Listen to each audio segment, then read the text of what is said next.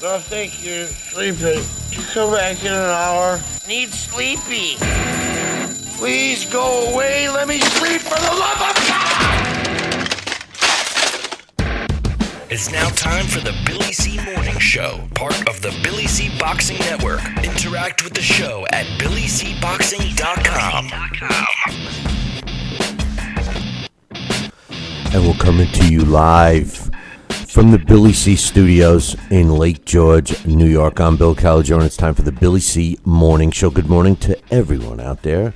And don't forget, today is Fan Driven Friday. Today's show is being brought to us in part by Sal's Neighborhood Pizzeria and Italian Restaurant located in St. Simons Island, Georgia. Check out the website, www.salsneighborhoodpizzeria.com. And give my man a call, 912-268-2328, 912-268-2328. Don't forget, if you're heading south or heading north on I-95, it's 15 minutes out of your way. Trust me, stop by, check out the food, mention the show, and get a free cannoli with whatever you order for everyone at your table. www.salsneighborhoodpizzeria.com. Today's show is also being brought to us in part by JKJ Boxing Magazine. And if you want a free copy, hey, I'll hook you up. Just visit our website, www.billycboxing.com, and click on the JKJ Boxing Magazine cover. And today's show is being brought to us in part by my book. Tom Molyneux, From Bondage to Baddest Man on the Planet, is available right now where all good books are sold. And you can literally get a copy of it right now by visiting barnesandnoble.com or amazon.com. Get yourself a copy. It's worth the click. Trust me. Find out why we got a 5-star rating across the board. Special shout out to Fight TV and Fight.tv. That's F-I-T-E. We're glad to be part of Fight TV's programming. And we're glad to have you with us for all you viewers and listeners on Fight TV. Today I got a bunch of emails to get to, and I'm going to start off right away. And then hopefully we're going to have some time to open up the phone lines like we usually do on Fridays. But my topic today, the new rules. New York State has implemented some new rules, some safety precautions. Now, you guys know that I'm all for the safety of the fighters, et cetera, okay?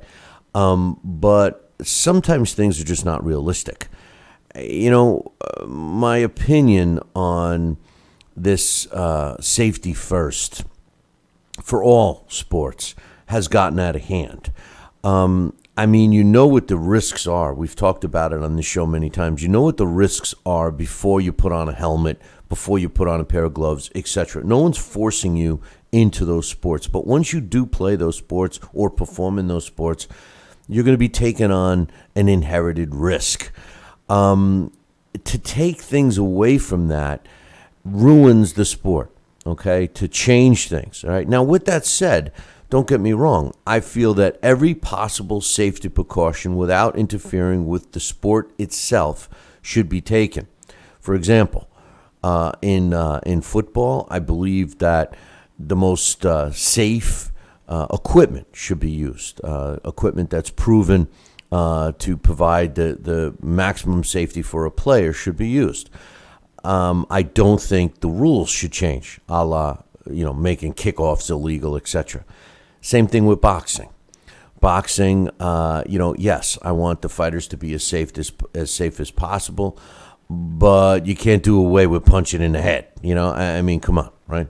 Now, with that said, the state of New York, and we talked about this a couple of weeks ago, the state of New York has implemented some new rules concerning medical requirements, and specifically with head injury or head trauma. And although the idea is good, I guess, the bad part is the expense that they're doing. For an example, what they're doing, promoters are now required to provide this is per fighter in the state of New York, $50,000 medical coverage, $50,000 in medical coverage, general medical coverage, which was always the case. This is for every fighter now, by the way. And then now I'm sorry, which is up 500%. All right, the new general medical coverage, 50,000 per fighter. But now each fighter that's participating, they require the promoter to put up $1 million bond, $1 million bond for each one of those fighters that are participating for an event of a traumatic brain injury as a result of the contest. The funny thing is, you can't do that. You can't expect the promoters to take that on. And as a result, the bottom line is that there's no boxing scheduled in the state of New York as of now. There's no more live boxing events scheduled in the state as of now. Two of the prominent promoters in New York, Lou DiBella, of course, and Joe DeGuardi of Star Boxing, are both in the process of trying to, change some things around. So we will keep you posted on that. Now, Bob Arum of Top Rank has already said that he can't, do it because of the expense. The rules, although they seem like they're decent and will result in better protection for the fighters themselves, are ridiculous. And this prompted me to have our topic for today. This is a great example of why I feel that people that run the sport of boxing should be boxing people that understand the sport and the ramifications, the dangers, etc., and how the business is run. No other sport in the United States or any other country, for that matter, is run by people that don't know it, except for the sport of boxing. If the state, and I'm saying the state referring to New York State, if New York State doesn't want boxing to be legal, or they're trying to make it so promoters can't do it, they should just outlaw the sport. To make it like this is ridiculous. I'm curious to see what people think. I'm curious to see what the promoters do from here on out. But the bottom line, I feel that the new rules for the state of New York concerning medical coverage, specifically traumatic brain injury, is a clear example of why non-boxing people should not be involved with making decisions for the sport of boxing. Joining me right now from a satellite location is Sal Rocky Senecola. What's your thoughts, Sal? Billy, how are you? Can you hear me okay? Yeah, I can hear you. What's your thoughts? Well, I didn't hear the whole conversation regarding the New York State Boxing Commissioner or Athletic Department. What are they saying now? Basically, they're we'll move on, all right? Because I got some emails here to read, right. and we'll just go by that. They've changed the rules.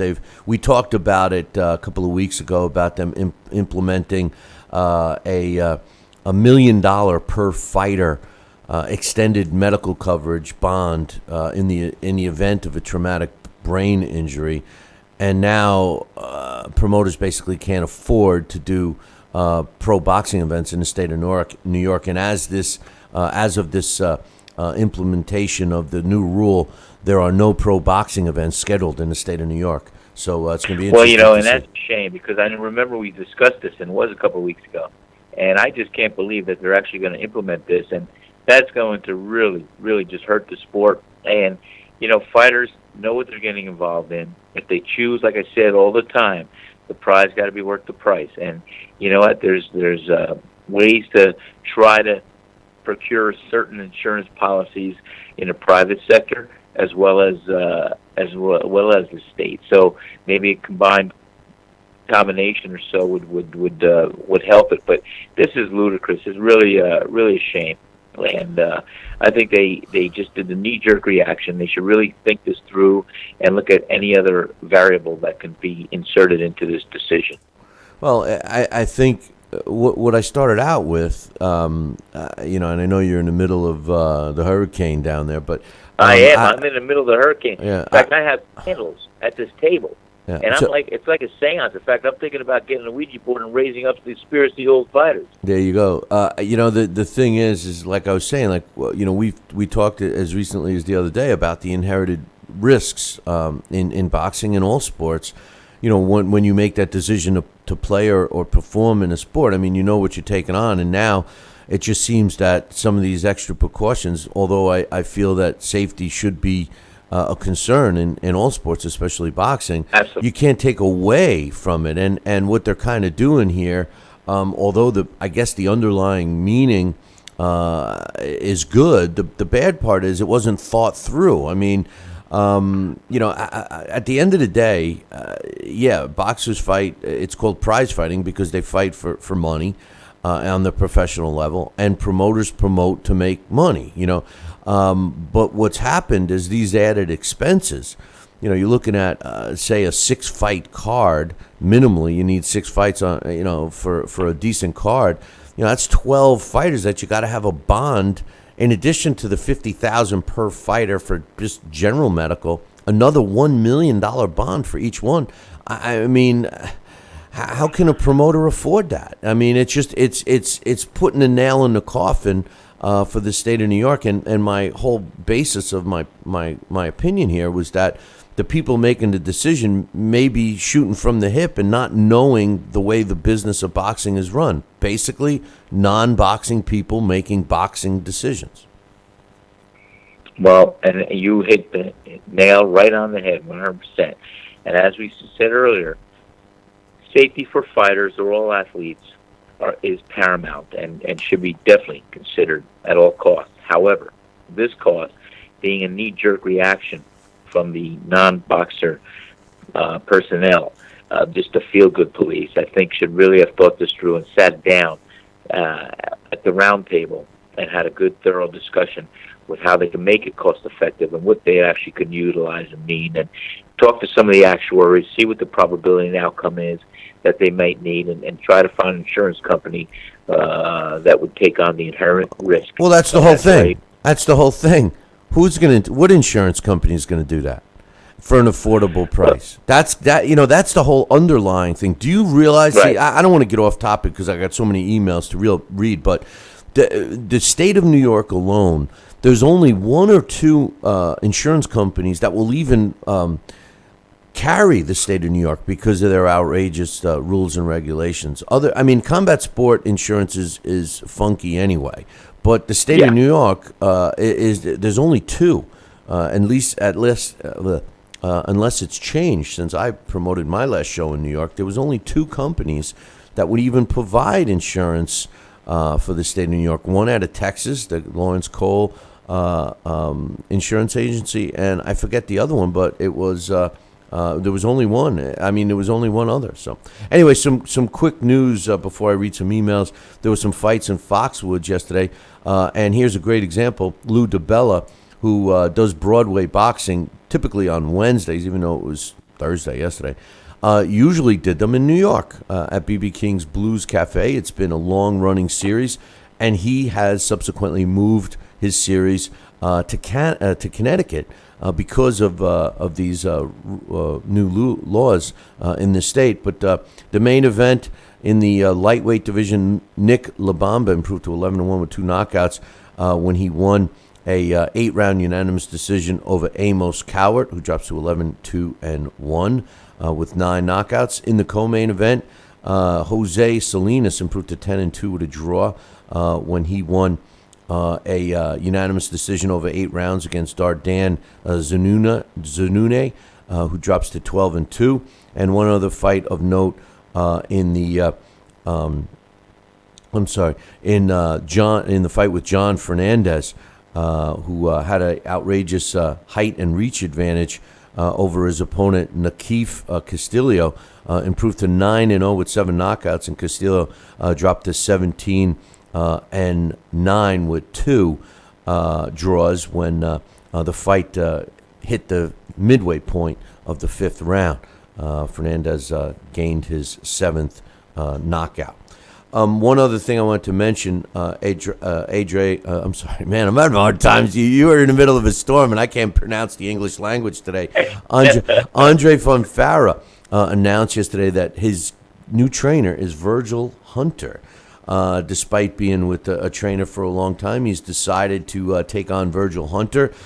He said, and I quote, this is Fonfara, it was a hard decision for both me and Sam Colonna, who was his previous trainer who was with him for 10 years, Sal. He says, but I decided to make a change. Virgil Hunter is a coach with a great pedigree who's working with Andre Ward. He started with Andre as an Olympic fighter in Athens, and now Andre is considered one of the best pound fighters in the planet. He's my new trainer. I had choices, my team, my manager, Al Hyman, my promoters. They all suggested several names, but after spending 4 days with Virgil Hunter, I had no doubt that he was my next trainer. Everything went well. We had an instant understanding how we want to go with the rest of my career. He knew me as a fighter, knew my fights, even discussed with me some of them. We have a gentleman's agreement in place. We're going to work with each other for about 3 months and then see what happens. I don't know, man. I can't stand when fighters change their trainers like it was his fault he got knocked out by Joe Smith Jr. Virgil Hunter, Sal, I think Virgil Hunter is an extremely overrated trainer. I think he's a terrible ringside analyst. I think he just acts too deep into it. Fundamentally, obviously he's done a good job with Andre Ward, but how much of that is natural from Andre Ward? It's going to be interesting to see him with Fonfara, who obviously is a totally different fighter than Andre Ward. But what's your thoughts, real quick, on having that familiarity with a trainer and the voice in your ear for 10 years, Sal, and then all of a sudden saying, I need a change? I think most fighters do come across that pinnacle decision at some point of their professional career. And, I often ask myself, is it the fighter that can help make the trainer, or the trainer that helps make the fighter on some levels? I think it's a parity, and I think it's a combination. And I'm going to tell you that I think that there's some trainers out there that have been able to ride on the success of guiding a good, talented fighter whose overall skill is good, and maybe could refine him. But I don't know, as far as training a fighter, if he feels he's stale after 10 years and needs a change. And see, a fighter needs to have confidence in his corner, needs to have confidence in his trainer. Meaning like that, it's like being guided, yet you're independent. You have your own decisions to make. However, if you feel like your corner or your team is not 100% coordinated or doing the most effective job, yes, sometimes a fighter getting a new trainer, like I said, this game is a lot mental, and you can actually see a fighter fight with a little more confidence or a little bit more excitement or determination if he feels the guy in his corner is going to be one team member that is going to help him in the middle of the rounds and at the end. So it's all up to that fighter. But I see it too often, like when they go to Freddie Roach, who's automatically going to bring them a win. No, I don't think so. And I have my own opinions of Freddie Roach. I think he's very good, but I don't think he's the end-all to all. And that's it. I'm going to get some criticism for that, but I think he's a very good trainer. And that's that. All right, we got some emails to read. This first one's from my man Jesse. He says, hey, Billy C., I read that Jesse Magladaniel left Joel Diaz because Joel lost passion for the sport after he split with Timothy Bradley. Why do these trainers have let their ego get in the way of their careers? Jesse said that Joel treated him as just any other fighter. I think, especially today, I think trainers definitely have some ego problems, and I especially former fighters. They start, especially when they win Trainer of the Year award or they have some success. Just like we criticize fighters for believing their own press clippings, I think trainers do too. And this goes along the line of what you're just saying, Sal, about given specific trainers. You mentioned Freddie Roach, and I agree with you. All these accolades when really their success may be with one fighter. One specific big success, one specific fighter, and then all of a sudden everybody expects to benefit from that. On the other hand, when you're dealing with a professional trainer who does that for a living, as a fighter, you have to recognize that he does train other fighters. But just like Amir Khan left Freddie Roach because he felt that he wasn't getting the attention he deserved, I applaud the fighters. The fighters need to find a trainer that's going to focus on their career and not kick them to the curb or have them just going through the motions with someone else. Don't you agree? Oh, 100%. That's what I was saying. They've got to have a reciprocal relationship. The trainer's got to feel that this fighter, I hate to use the analogy, but, this is a lot like horse racing. You got a stable of fighters, you got a stable of trainers, you got a manager, you got a corral here. And, but a fighter many times has to have confidence all the time in his trainer. And the trainer also has to look at the fighter, hey, he's my commodity. I'm going to guide this guy, and we're going to reap the benefits of the success that I'm going to help implement with my guidance. And 10% off the top goes a long way. You can ask a lot of these trainers that work for these $1 million purses. Right, no doubt. We got another email. We got a bunch of them, so I'm going to go through them real quick to try and get them all in. Joel says, hey, Billy C., I saw from one of the Twitter accounts up in Canada that Lemieux Stevens is waiting for the green light from HBO, who has a low budget and only one card for the fall so far. My question is, it seems like HBO has had a quiet 2016, so what made their budget so low? Was it something established in the end of 2015 in terms of money allocated for spending, or was it high spending on boxing events in this year? It's a shame, as I said before, how to HBO 8 to 10 years ago had a pay-per-view almost every month, and now we're lucky to get an HBO boxing event once a season. What are your and Sal's thoughts on this? Well, my thought is that I think it's, first of all, I thought that HBO used to put out the best produced live boxing, whether it be HBO Championship Series, their After Dark series, or their pay-per-view events.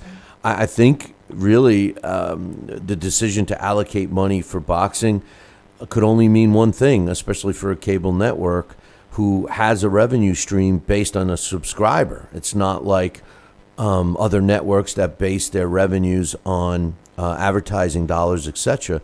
HBO and other cable networks have a subscription-based revenue stream, so they know what they have. They see the money coming in. It's not sporadic with advertisers. And with that said, I can't help but think that HBO is just as frustrated with the shenanigans that goes on with boxing in terms of fighters, who they're going to fight and who they're not going to fight, where they're going to fight, and all of the negotiation BS that goes on behind the scenes. The network, the broadcast network, is involved with those negotiations as well. And when HBO, who oversees who is going to be on their fight, series, whether it be the After Dark or Championship Series or pay-per-view, these fighters have to live up to a certain criteria, and it just seems to me that the fighters themselves and or their promoters and managers just don't want to put their fighters in real fights. And HBO is saying, well, if we can't get a real fight, we don't want the fight at all. What do you think? Well, that's a very good analysis, and I tend to agree with what you just said. And, it's so funny because HBO was they set the pace, they set the forefront. That was HBO boxing, was the whole series. It was great fights. You can count on it. They were the ones that brought it to the living room through their HBO boxing network. And, you could count on seeing consistently good, solid, competitive fights. And, for their reasoning, as you may have said, I agree that, there's too much fanfare, too much hoops, hurdles, and bull going on with just getting a fight signed, sealed, and delivered that's going to be one of entertainment, and one that's good for the network, and one that's good for everything. Hey, it's like the insurance companies. Everything's shared risk. Everything is a reciprocal relationship. Everything, and nobody does something without wanting to get something from some other end. And it has to be an equal balance. And maybe HBO feels that the balance is no longer in their equal favor. Right. Well, it just seems like they don't want to put up with the BS, and that's what it is. Well, that's it. That's what I'm saying. It's no longer. Hey, guess what? Like I always say, my favorite saying: their prize isn't any longer worth the price. We got another one. This is says, "Hey Billy C, this is Aaron from Mississippi. Long time no talk. What's up, Aaron?" He says, "I've been listening faithfully. I just haven't emailed the show in a while. Anyway, my email wants to focus on Canelo's latest comments about Triple G. Just saw on a YouTube channel that he says people have changed Triple G, making him do and say things so the fight won't happen. What does he mean?" He says, "I won't touch where he is blasting the Mexican's president because he met with Donald Trump. What the hell has happened to this guy? Do you think this is a fishnet De La Hoya's doing, or is it more of Canelo's true colors showing? I'm leaning towards the latter. No way any man, any real champion from past eras could be okay with 50% of the population thinking he's a coward. He's totally fine with this, and that blows my mind. I'm just thinking back to Mike or any past champion, even Manny Pacquiao. No way in hell they could sleep at night with so many people thinking that they were a pussy for not fighting a guy. Their pride and spirit would have the fight made for no money if need be, just to shut people up. Boxing's in trouble, Billy C. The patients are now running the asylum." I appreciate the email, Aaron, and I think you're 100% correct. I think Canelo Alvarez is showing that he has taken an about face. I'm not suggesting for a minute that Canelo is scared of anybody, but Canelo has certainly become all about me, versus his original platform, which was pride, and specifically Mexican boxing pride, and he wanted and prided himself on living up to the past Mexican fighters that gave it all in the ring, and all of a sudden it seems since he vacated the belt, which he wanted so bad that he won from Cotto, that he has pussied out and has clearly chickened out of fighting Triple G, and now he's even went as far as saying in public that it is all about his career. He doesn't care who he fights as long as he gets to make all the decisions, etc. I don't think he's that big of a name in boxing. I mean, he's one of the biggest names in boxing, don't get me wrong, but I don't think he should be looked upon as the biggest name. And I think that this pay-per-view against Liam Smith, who's not going to be much of a challenge for Canelo, is going to dictate. It's going to show that the people agree, because I think he's going to have terrible buys for this fight. What do you think? Billy, 100%. It's a great email, and I, it's so funny. In the restaurant last night, we had a gentleman who I talked boxing with. He's an older man, and he remembers some of the great old days, and he's a big Canelo fan. I said, I too am a big Canelo fan, and we were talking about the up and coming Triple G fight, and also the Canelo fight following that a couple weeks later, and said the same thing. I said, it's a shame that Canelo really is taking a different direction or path that a lot of his fans, I think, would expect him to take. And he said, "Sal, I know exactly what you mean. I still like him, but I think he's lost a little bit of his polish."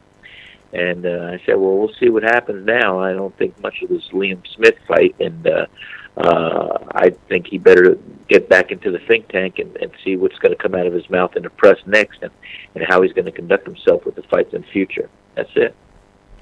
Yeah, well, I don't know. Even if he destroys Smith, which I think he will, so what?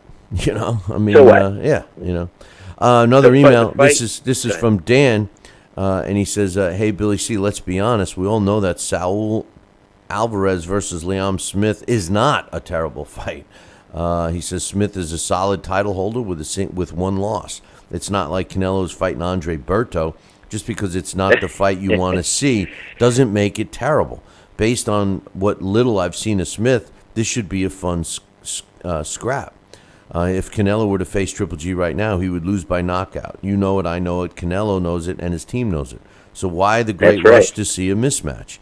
Time will only make the fight more competitive, and isn't that what we all want to see, competitive fights? I know people are upset, and they're not getting Canelo versus Triple G right now, but eventually we will. In the meantime, Canelo and Triple G will be involved in fun fights because they're both entertaining fighters. Keep fighting the good fight. Well, Dan, I disagree with you wholeheartedly. Saul Canelo Alvarez versus Liam Smith is a terrible fight. Liam Smith has never fought anybody of world-class caliber, not anybody on his resume. Show me a big fight against a top fighter that Liam Smith has fought. It will not be competitive in the least bit.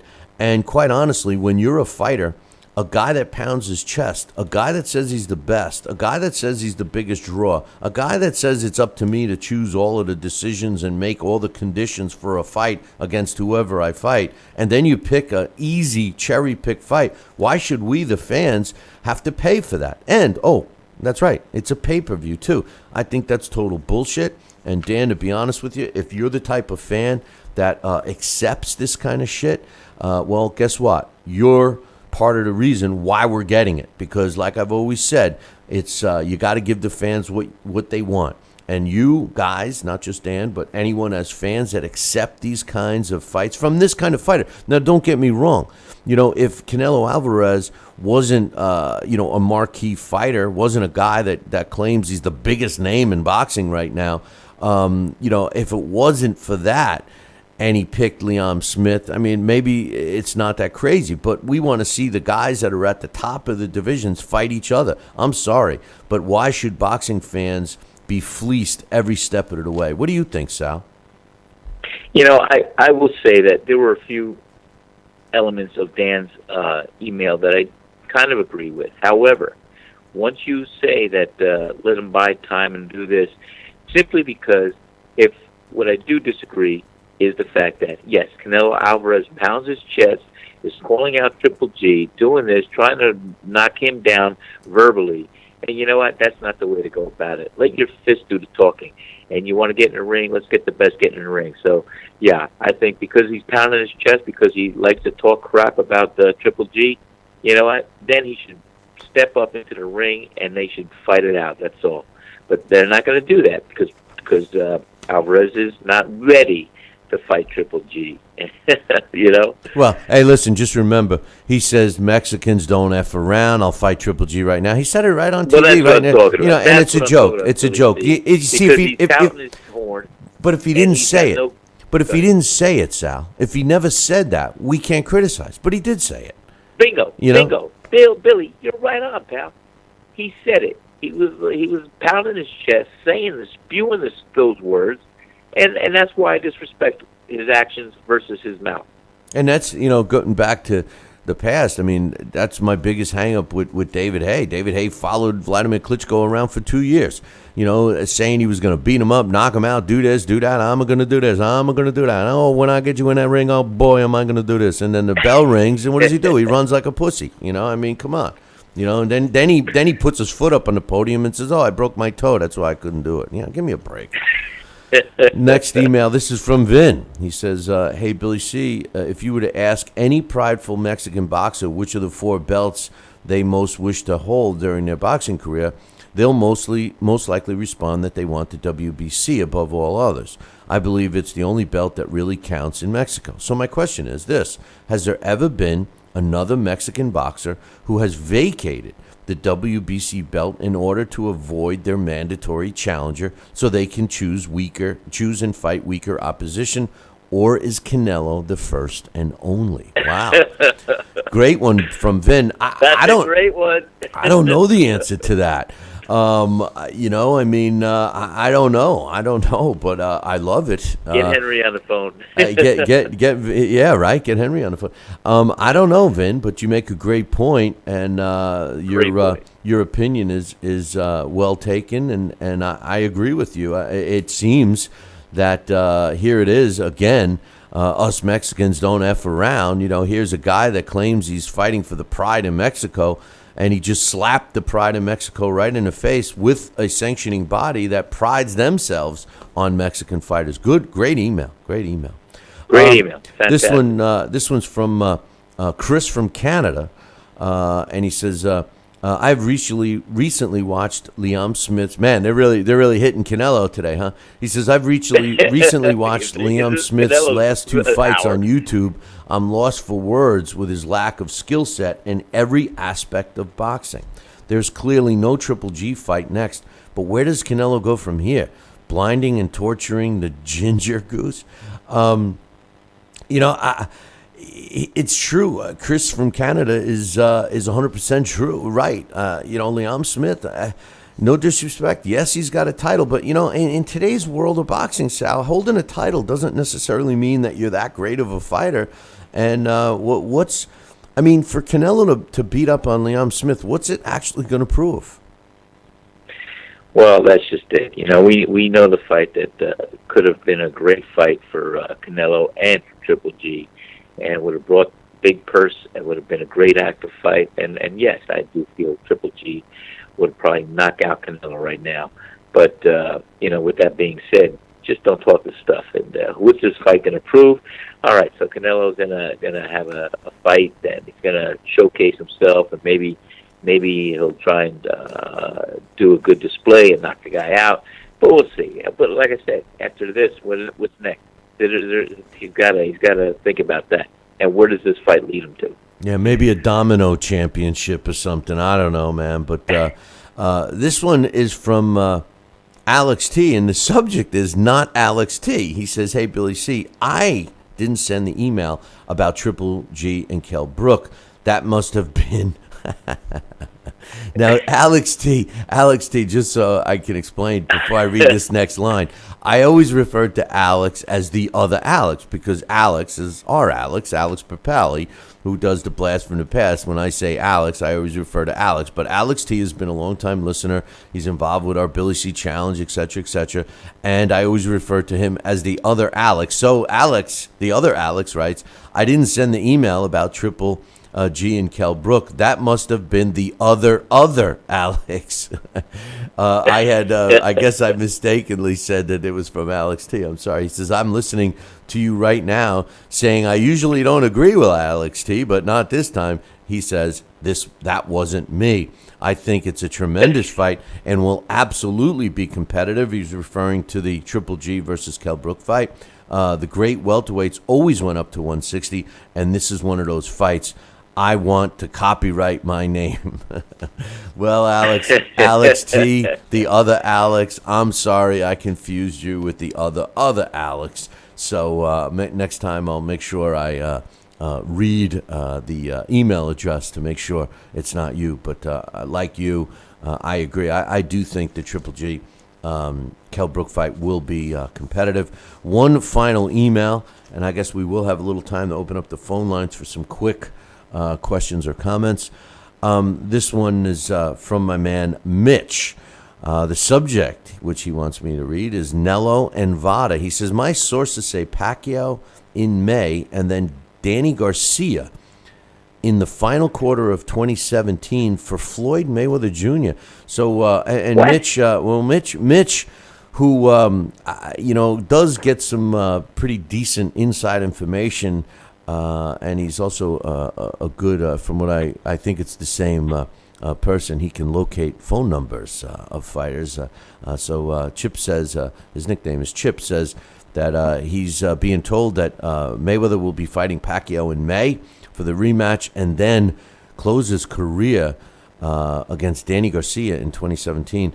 Both of those fights are possible. I personally think that the Pacquiao fight will definitely happen. But anyway, he says, however, could Canelo be saying no to Vada and fighting at 154 because a Mayweather rematch has been discussed? Neither of them prefer Vada.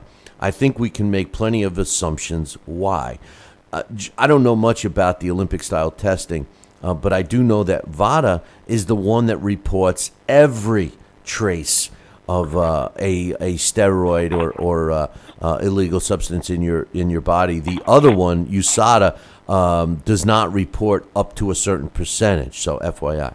He says, by fighting a rematch and painting the picture as well, Canelo was drained at 152, and he's on a weak win streak right now, so let's do it again. Will fool a lot of people. He's referring to a rematch with Mayweather. If it's true, Canelo will be making the same mistake he made before because he'll still be drained at 154. Who cares when there's a truckload of money to be made, right? Which is the only importance to both of these guys. Ladies and gents, start your blenders. Let the juicing begin. He makes some good points, my man Mitch. Yeah. I wouldn't be surprised if Mayweather fought Pacquiao or Canelo. I mean, those are the two biggest money makers for him as far as Danny Garcia is concerned.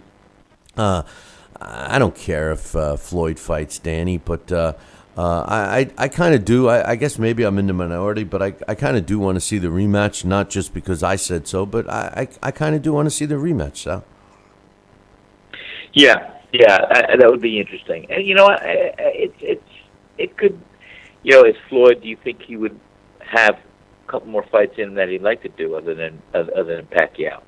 And there's got to be a couple good fights in that mix right there that you could say, including Canelo. In that mix, I think you could probably have a couple good fights materialize out of that. Yeah. Phone lines are open. We'll take a caller or two. 845-228-8710. If you have any thoughts, especially on today's topic with the new rules that have been implemented in the state of New York. And as a result, there are currently no, and I repeat, zero boxing, live professional boxing events scheduled in the state of New York as a result of the new rules. So if you have any thoughts or comments about that, 845-228-8710. If you're calling during our live show, by the way, obviously if you're watching the show from a pre-recorded or on demand or a podcast or something, don't worry about calling because we won't be live. But we got someone on the line right now. What's your name? Where you calling from? Hey, Billy, it's Joel. What's up? Hey, Joel. I didn't recognize the number. What's up, brother?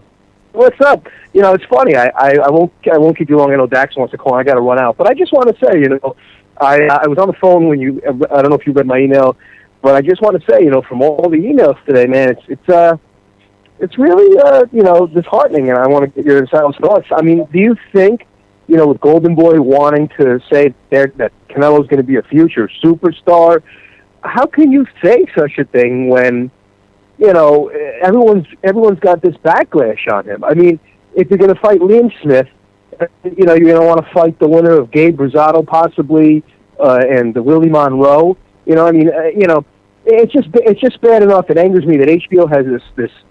No budget. They want to put everything on all their chips on one fighter or two fighters. And I just don't know how the fans can get.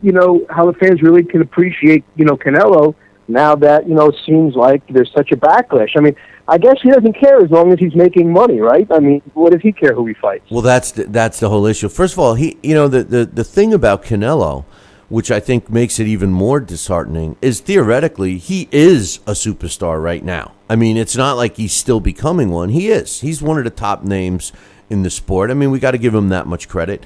But that's what makes it worse, in my opinion, at least, because when you're up, and that's been my knock on Floyd. When you're up at the top and you're this superstar who's demanding the biggest purses, who's making all the conditions, you owe it to the sport to try to make the best and most competitive fights. And what's happened with this sport, thanks to Mayweather, is the fact that these fighters that reach a certain plateau with popularity or stardom or however you want to call it, start taking the easiest routes. But the worst part of it is that the fans still pay for it and still support it. So why should they do anything else? If the fans are buying tickets and paying for pay-per-views, why should they change? I mean, you can't really blame them until the fans say no and nobody buys. If nobody buys the Smith Canelo pay-per-view, if they do some crazy low number, 50,000, 70,000, that's a strong message to Team Canelo. Hell yeah. You know, and that's the only way it's going to work. Because if they do 200,000, they do 300,000 buys, they're going to keep doing They're this going to keep shit. doing this kind of stuff. Right, exactly. You know, and what's funny to me, it's like, you know, something when I watch, you know, WWE every Monday night or every Tuesday night, is, you know, I thought to myself the other day, I mean, I probably thought about this a while ago, but it came back to me again, is I love how we, you know, and I ordered the Amir Khan Canelo fight. I was hoping that, you know, Khan, you know, he was doing good for those first couple rounds.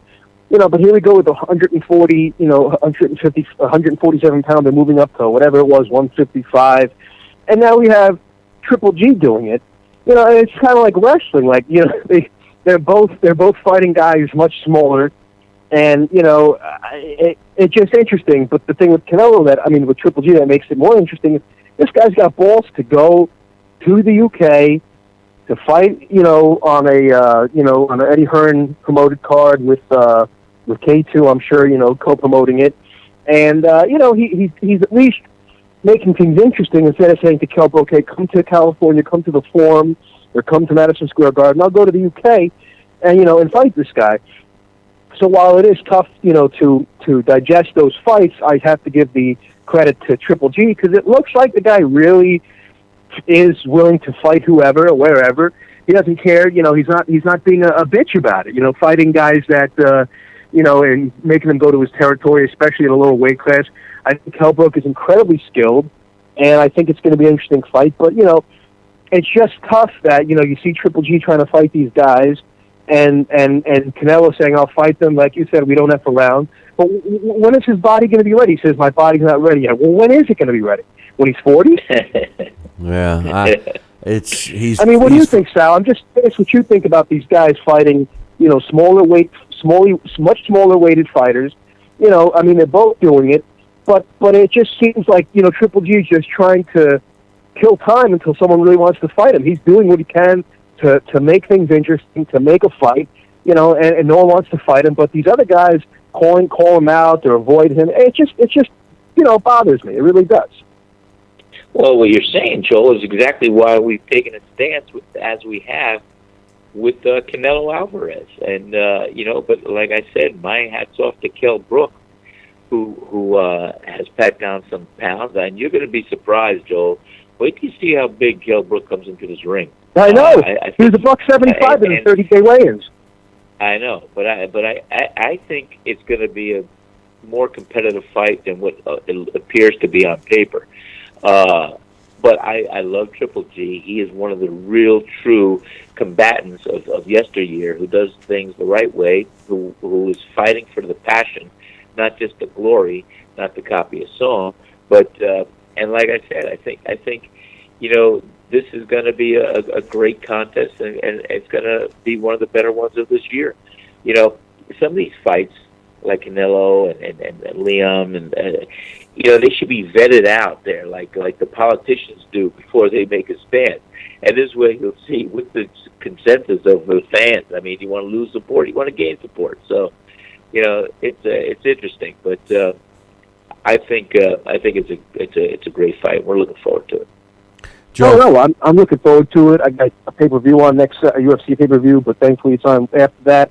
But lastly, Billy C, before I let you guys go, I just want to ask you, what if Canelo's not ready for Triple G after this fight? Let's just say I don't think he's ever going to be ready for him.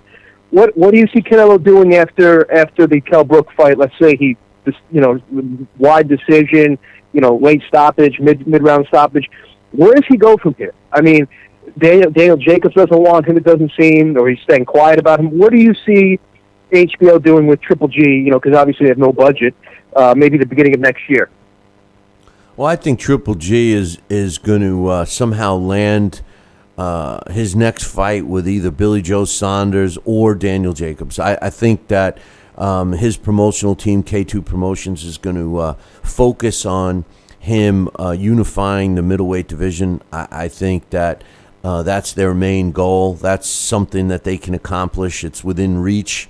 And, you know, with the fact that Canelo seems to, you know, be scared of him and Obviously Floyd would never man up and get in the ring with him. No, never. So really, I think he focuses on the middleweight division.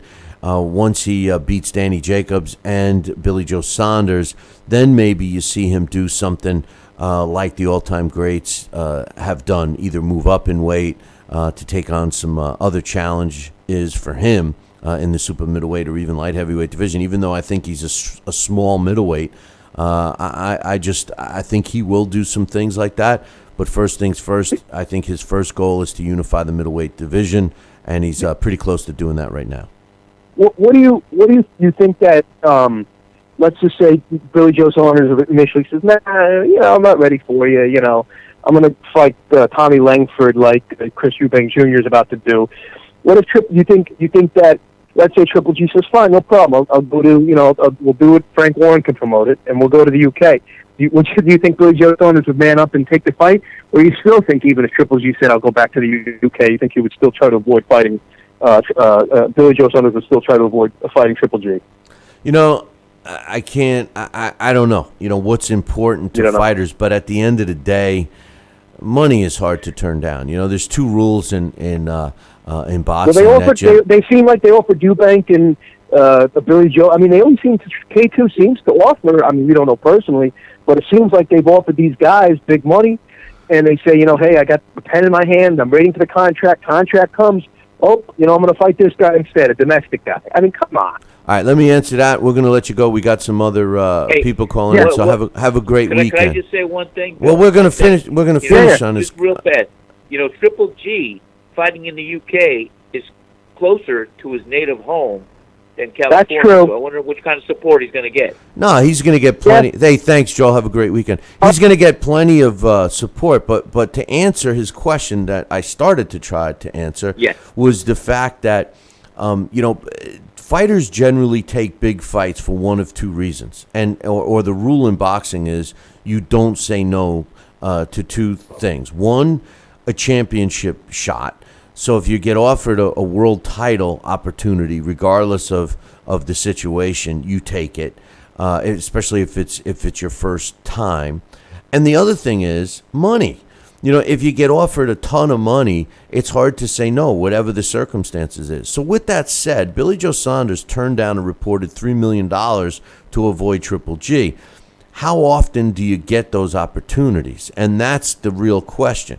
If the value of his belt, which he's not going to get $3 million fighting anyone else, if that is more valuable to him than getting $3 million, that could dictate it. And I think he will take the fight next time around. They'll probably up the ante. And he'll take the fight. I see that fight happening. I agree. Yeah. Joining us right now is Dax Khan, and hopefully Dax got some thoughts on the new rules in the state of New York, and you might have been at the last fight in New York State, man. Maybe.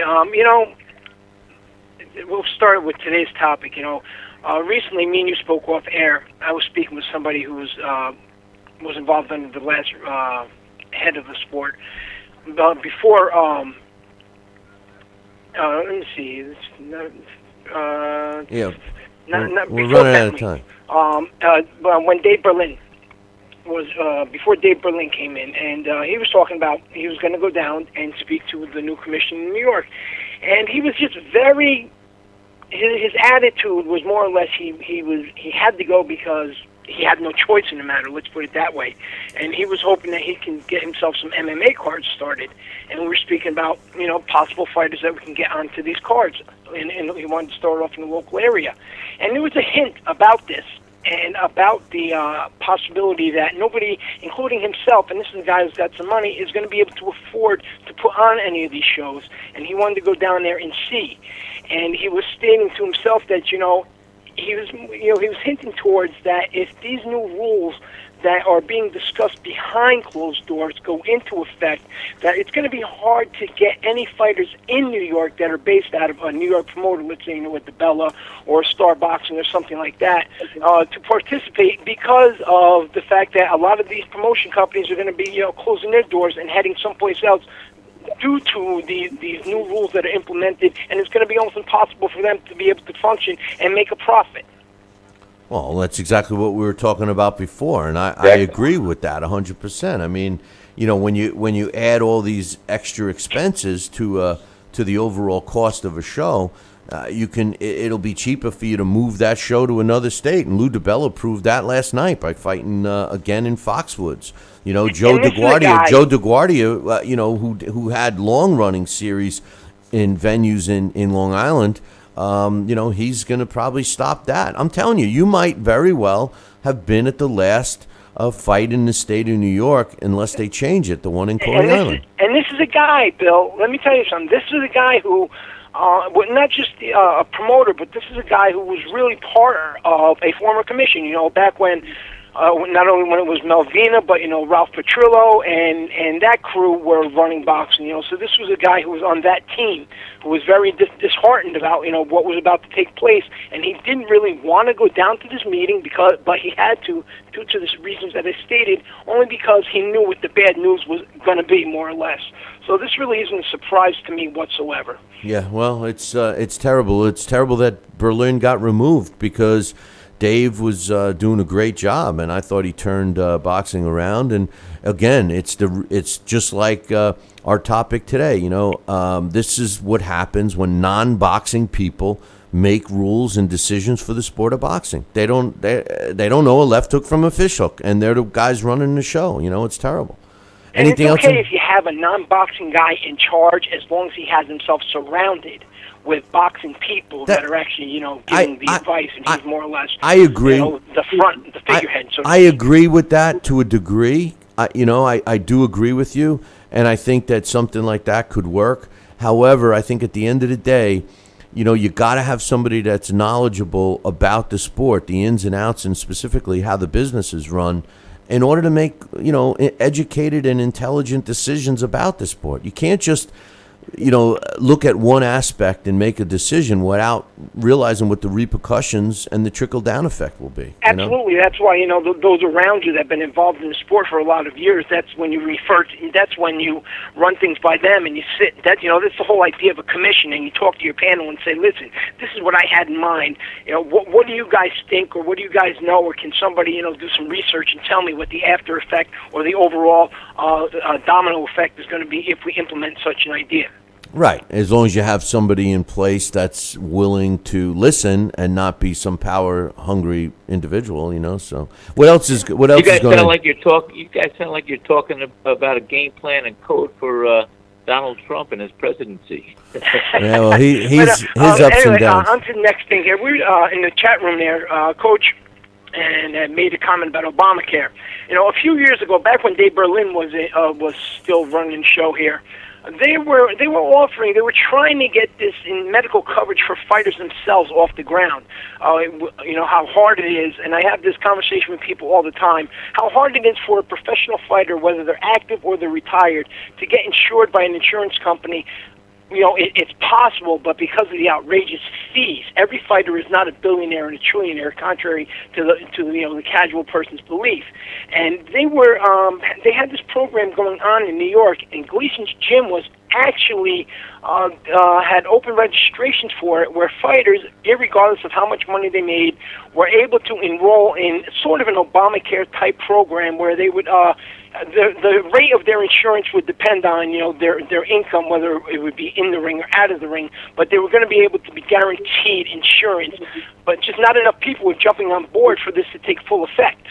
Well, that was just basic. That has obviously, I know but just so people don't get it confused, that was for just regular medical coverage for a professional boxer that may not have had the opportunity to get medical coverage from his or her other job, or if they didn't have another job. So that was actually a good program. And whether people chose to sign up for it or not, maybe they had alternative medical plans. Because one thing that's going on in the sport of boxing today, which is very different than what it used to in yesteryear, is that fighters box as a second job or as a part-time basis. A lot of them already hold down other jobs, which This you know, is true, but yeah. believe me, I've been involved in the insurance industry. I have a couple good friends of mine who are, high up in Blue Cross Blue Shield. I have another friend of mine who's high up in MVP. And if they find out inside that company, I've had this discussion with them before, that somebody is a boxer, whether it's part-time, full-time, no matter what the question is, those companies are very hesitant to insure them because any injury that occurs, no matter what it is, that insurance company is going to, one way or another, try and put that back on boxing. Well, isn't And that that's prejudice? why they don't want to insure them, or they put these astronomical rates. Well, that's kind of prejudice, isn't it? Well, it kind of is, but then again, you know what? It is, of course, but what isn't prejudice when it comes to the insurance industry? Even when you look at general commercials on TV, they're always talking about, these places that are luring people in are the ones that say, irregardless of your health history or background. And, you try and, just not saying that you will, but if anybody ever out there wanted to just experiment on their own, just call some random insurance companies, pick 5 or 10 of the biggest, do a Google search, however you want to decide. Get them and just make up a couple different lists of common medical backgrounds, whether you want to add a form of heart disease or whether you have it or runs in your family or something like that, and get different quotes from these insurance companies, and you'll see how the prices fluctuate. And with every type of ailment, whether you have it or it's a history in your family, that insurance coverage rises. For somebody to get something like what's called a COBRA, when you retire from your job or you lose your job and you want to keep that insurance, you'd see that these insurance rates, they triple, they skyrocket beyond what an average person can afford. So once somebody finds out that people are out there boxing and willingly putting themselves in harm's way, and that possibility is going to come back to the insurance company, these companies are saying to themselves, cha-ching. And on the other hand, they're saying to themselves, yeah, we're going to make a lot of money here, but they're also saying, you know what, if we just give them this astronomical rate, we're saving ourselves a headache because they're just 1 4-round, 6-round, 8-round fight away from us paying $6, $8, $10, $20 million in premiums. That's it. That's prejudice, Sal. I'm going to start sitting down Well, for the national it's shared anthem. risk, and I'm that's not. insurance. I'm not. Shared I'm risk. not. I'm not going to stand for the national anthem anymore in protest. That's going to But be. anyway, That's going to be my. That's going to be my anyway, platform. a few weeks ago we had one of the best, a great moment for female fighting, at least in the United States. Heather Hardy and Shelley Vincent put on a great show at the PBC, on the PBC card in Coney Island. It brought, a big eye on female fighting, not only in New York, but, went across social media. It got a lot of non-female fight fans involved. Now, coming up now is going to be a fight over and it's going to be Clara Svensson against Lauren McCalla. Now, this is getting huge attention, more attention worldwide than Heather Hardy and Shelley Vincent fight, and this is actually being billed as a major fight, as if it was a world title fight between two men. Now, you got guys like Joey Gamanch, C.J. Hussein, you have Christina Hammer, you have the Sauerland brothers behind there, and a whole lot of people that are all involved, and they're speaking about this as if it was as if you were putting any top 2 male fighters in there against each other. In my opinion, in your opinion, maybe Sal's opinion, anybody else out there, is this another step to where female fighting is starting to, take going to that next level with the attention, a fight that 2 women that anybody outside of Europe really don't know much of.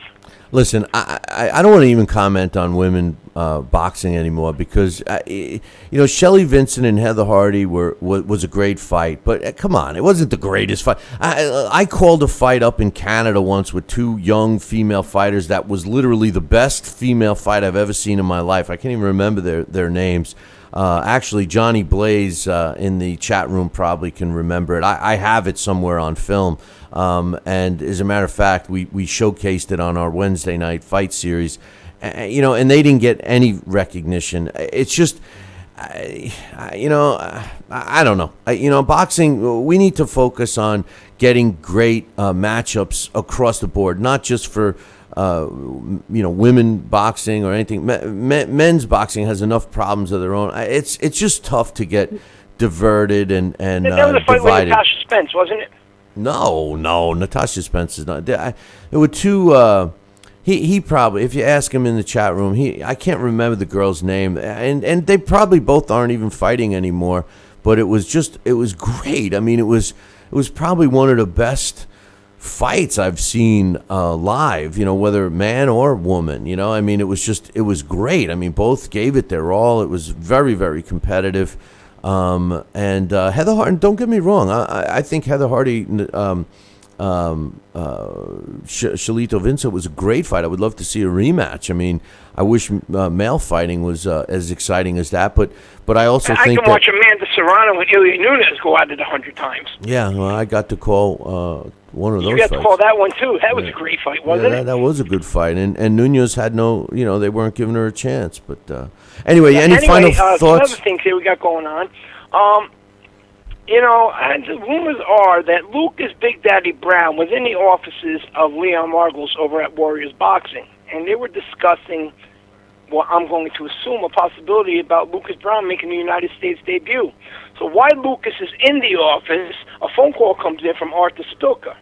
Arthur was a little bit annoyed that he was put on hold, and finally the phone call comes through, and Arthur finds out that he was on hold because Leon is in the office with Lucas Brown. Spilka, a little bit mad, on speakerphone, starts calling out Lucas Brown and said, "Make the fight because I'm going to knock him out."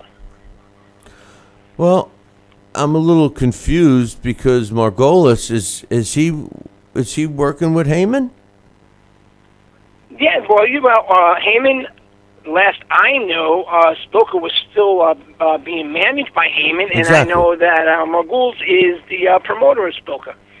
Yeah, I thought that he was with And Warriors is the promotion company that PBC goes through quite a bit, other than DeBella. Margulis is out of Florida, and Right. a lot of the fights he's been going through some other promoters like Kaufman's promotional event, Lou DeBella, and I don't recall him working with Margulis, but yeah, you're probably right. Sure, well, because you remember who's on Heyman's, Glowacki, is with the PBC. You got Bartholomew, I think Vlarchek, and they're all Warriors fighters, and so if I'm trying to remember, at least 3, 4, or 5 in the past 2 years have gone through Warriors boxing. Huh? Yeah, I it's flying under my radar. You got to work with the promoter if you're managing that promoter's fighters. Well, it depends what deal. I just read a quote from somebody, referring to him, Al Heyman, as his manager with, Fonfara changing his trainer. And, technically, Al Heyman doesn't hold a management license in any state. And yet he's an advisor. Well, he was referred to as a manager by Fonfara in a quote that's public. And he's been referred to as a promoter from fighters on post-fight many, many times. So, it's confusing. But, hey, you got any final thoughts? Because we're getting ready to wrap it up here.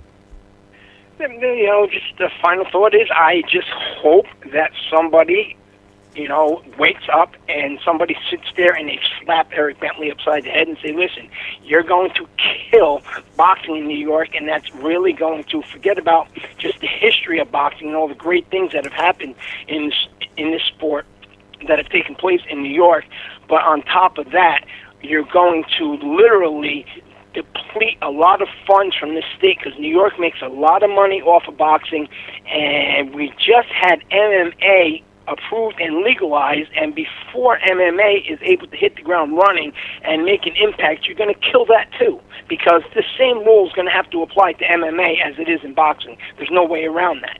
And Dana White, that's the company everybody wants. You want the UFC in New York State if you're going to have MMA legalized, which they did, and Dana White can make all that money, and now that Dana has sold the company, the UFC can make all that money, and they have made all that money fighting everywhere else but New York. So this guy really, he just, they need to get rid of him soon. If he doesn't wake up, sooner the better. All right, Dax, appreciate it. Enjoy the fights this weekend, brother. All right. That's Dax Take Conner. care, Dax. Check out his column. Eric Bentley, who's the acting commissioner right now, is a great example of my topic, Sal, because he's got he's not a boxing guy. He was appointed as a medical advisor under Ralph Petrillo. And then when Ralph Petrillo left and Dave Berlin got the nod. He was an assistant, and then when they kicked him to the curb, Dave Berlin, he became the acting commissioner. Now, Eric Bentley has probably 5 years' experience working with the New York State Athletic Commission. That does not make him a boxing guy. One other comment I want to make about the New York State boxing in general, they do not, contrary to what Dax just said, they do not make a lot of money from boxing. As a matter of fact, it's they lose money. And the reason why the New York State Athletic Commission loses money is several reasons. Number one, they overpay the staff.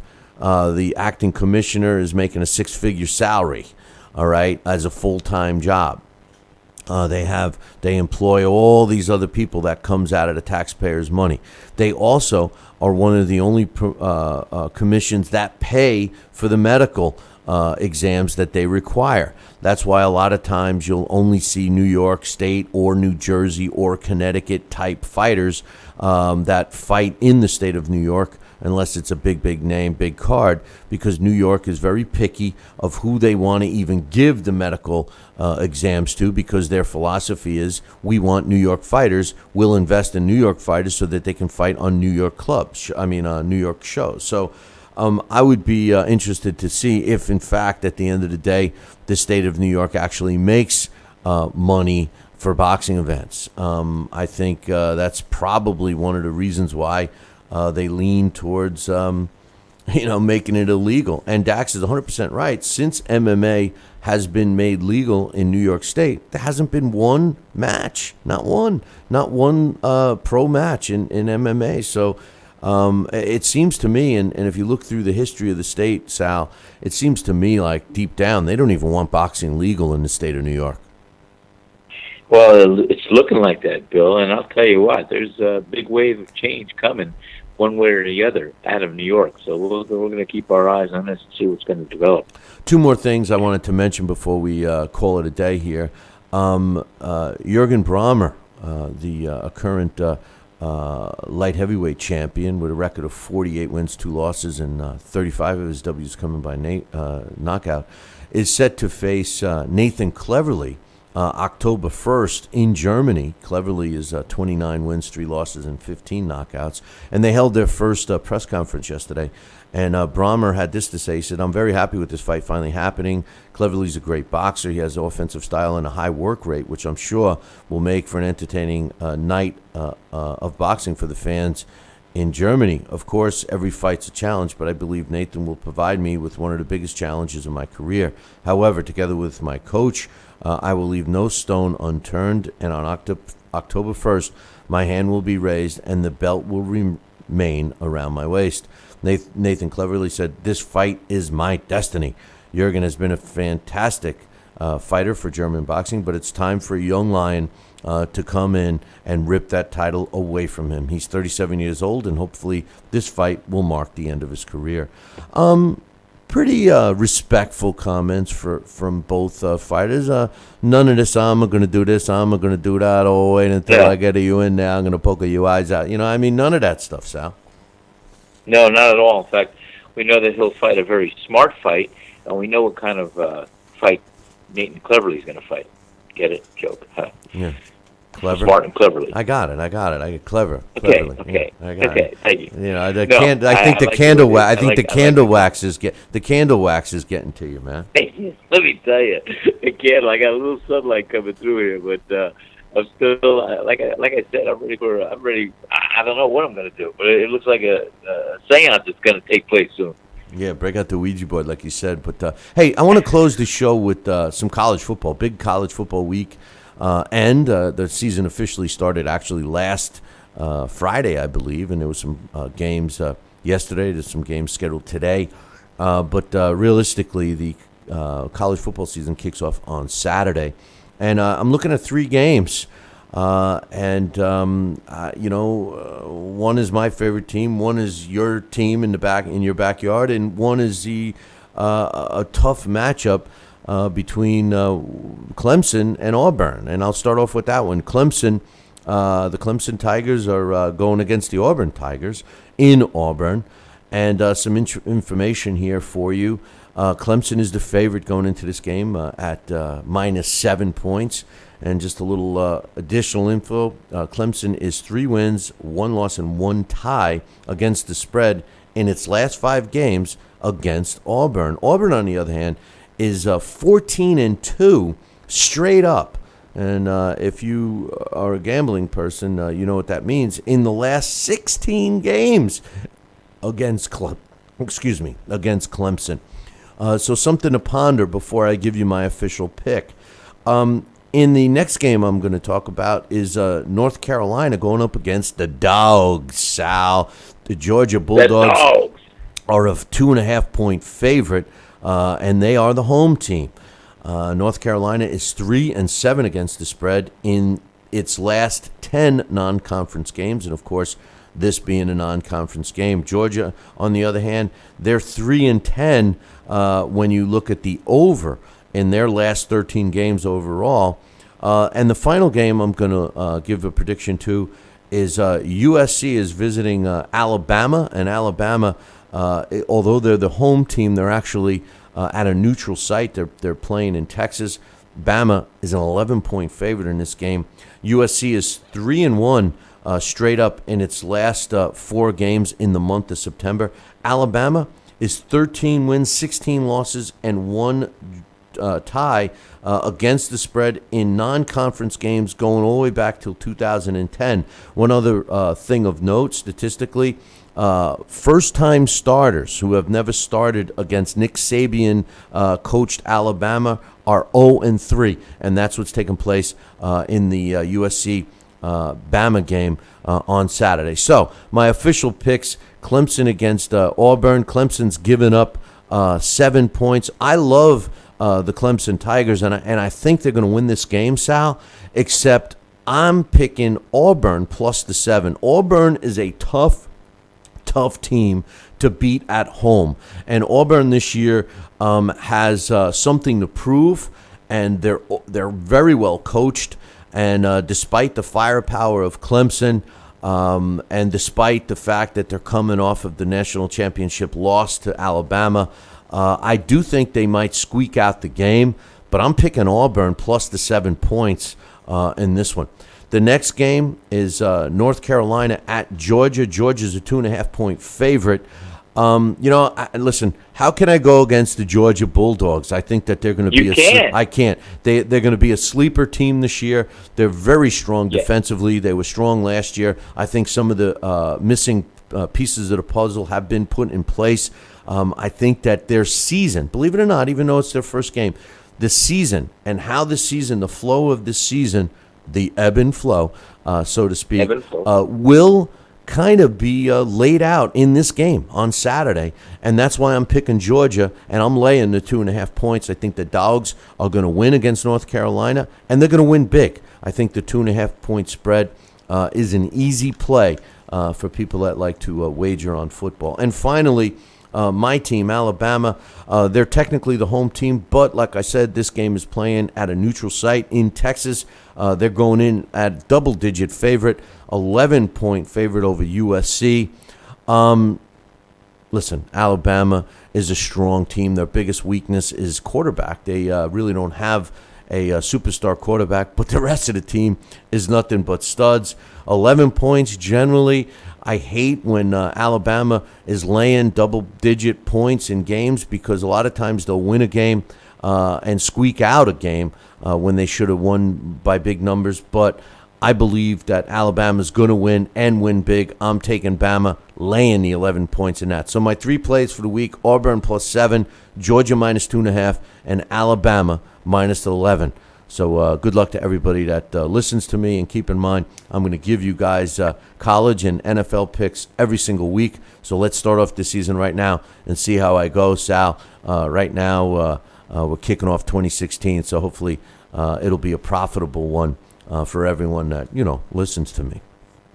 Well, Bill, I'll tell you what, that's a great analogy, and I like your picks, and kudos to you. I think your choice about the college football and given some of its description and everything else, it's fantastic. So I welcome that every day. So Well, listen, we look to hear at least once a week. Hey, I just hope the dog fans in your backyard appreciate it. But hey, Sal, Well, they will, because there's no other fan like a dog fan. That's right. And this weekend is a little slow on boxing. We do have some fights that we will be talking about on Monday.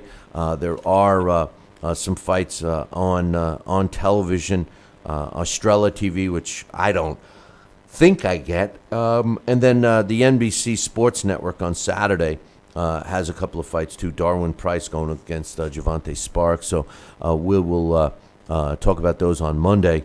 But next week we got a lot of fights happening the week after. So I'm expecting some busy week coming up. And Sal, as usual, I just want to say this to you and all the other fans that are listening to the show. Just make sure you tune in Monday morning, same bat time, same bat channel. Until then, ciao, baby.